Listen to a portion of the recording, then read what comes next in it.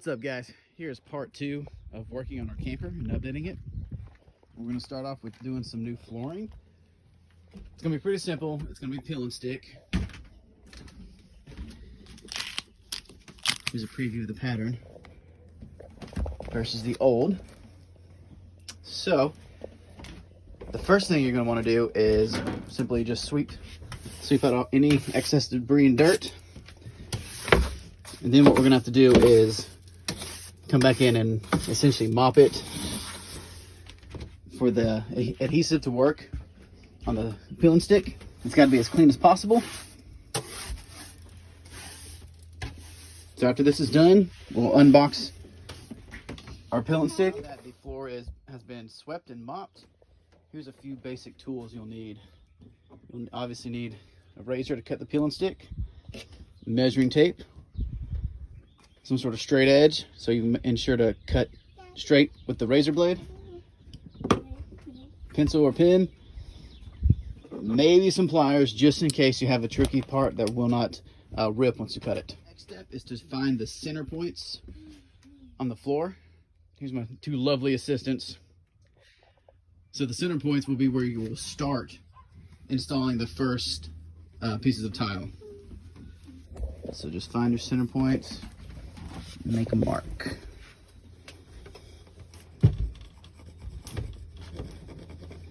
You need to do that both long ways and short ways.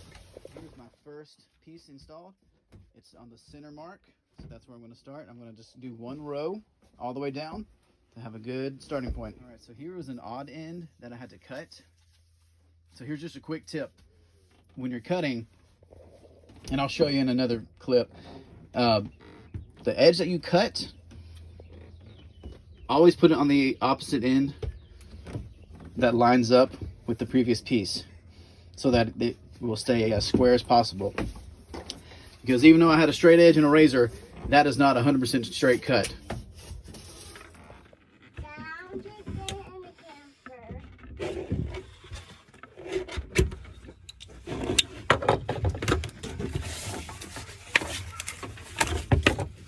All right, look, you can see it's not 100% straight. So in this case, I'm gonna put the piece that I cut at the opposite end, see? Okay, so you can see we've got the first few rows done. It's about to get a little tricky though.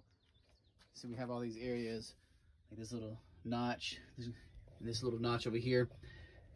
So like the next piece that's supposed to be here is supposed to be a full-size piece, but we have to trim out into a specific shape. So follow along. Okay, so here's one of those weird spots where I had to trim out a piece. So it's actually a full-length piece. So the best way to find the correct spot is just throw some quick measurements down, which I already did, but I didn't film it. So you just start from the joint, see how far you need to go up, and then cut out the pattern as needed. See? Hey guys, so this is what we've got done today. We got a good start on the floors, but we're about to run out of daylight, so we're going to wrap that up in a part 3. We also started redoing the countertop, so this is another peel and stick option. See that pattern versus this pattern.